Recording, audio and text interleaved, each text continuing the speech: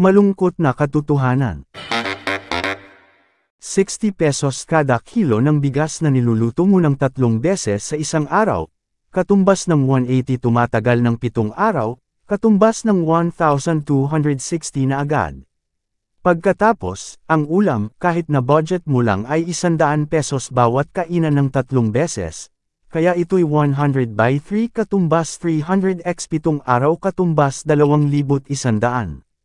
Itali natin lahat 1,260, bigas, plus 2,100, ulam, katumbas 3,360 sa loob ng 7 araw, super budget ito ah. Wala pa hingi dito hingi doon dyan.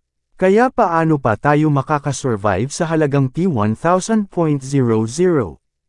Hindi pa dito kasama ang stove at pagkain para sa mga bata at ang kanilang baon. Paano kung mayroon kang sanggol, diaper, gatas, wipes at vitamins? At ang iyong pang-araw-araw na gastos bilang isang manggagawa pagkain at pamasahe. 150 by 7 araw. Mayroon ding mga bayarin para sa kuryente, internet, tubig at pangunahing pangangailangan, shampoo, sabon, toothpaste, etc. Paano tayo makasurvive sa 600 pesos rate sa Pinas? Paano kung mas mababa pa sa P500.00 ang sahod mo? Utang dito, utang doon. Narito ang sandamakmak na kuminto ng mga netizens. Ayon kay Norman, yung ganyang computation, marami nakaka-experience niyan, karamihan mga pamilya na nasa laylayan, construction worker ang trabaho tapos maraming anak, swerte na lang kung madiskarte ang babae. Mahirap talaga ang buhay at pahirap pa ng pahirap, samantalang mga nasa gobyerno payaman ng payaman, kaya maraming naghahangad na makapasok sa politika kasi sigurado, pera.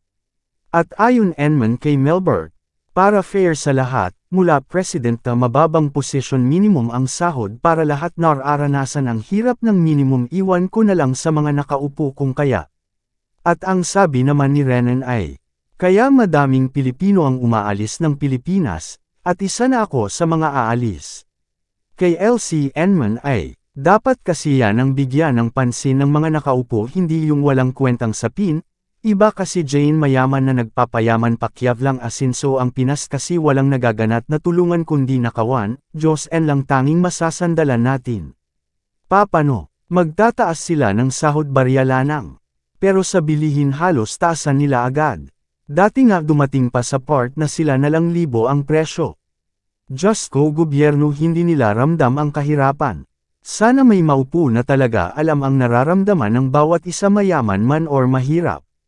At ayon naman kay Raymark, baguhin nyo ang mindset nyo, sa halip man isi kayo maghanap kayo ng sideline, minsan kasi nasa tao din lahat tayo, binigyan ng 24 hours sa isang araw, 7 to 8 hours lanang ang tulog, san mo ginagamit ang 16 hours? Guys, sa palagay nyo ano ba talaga ang punto ng mga nagkuminto, tama ba sila? Paki-comment sa baba. Maraming salamat. Mr. Kasagpa, subscribe muna yan para updated ka sa aking mga videos.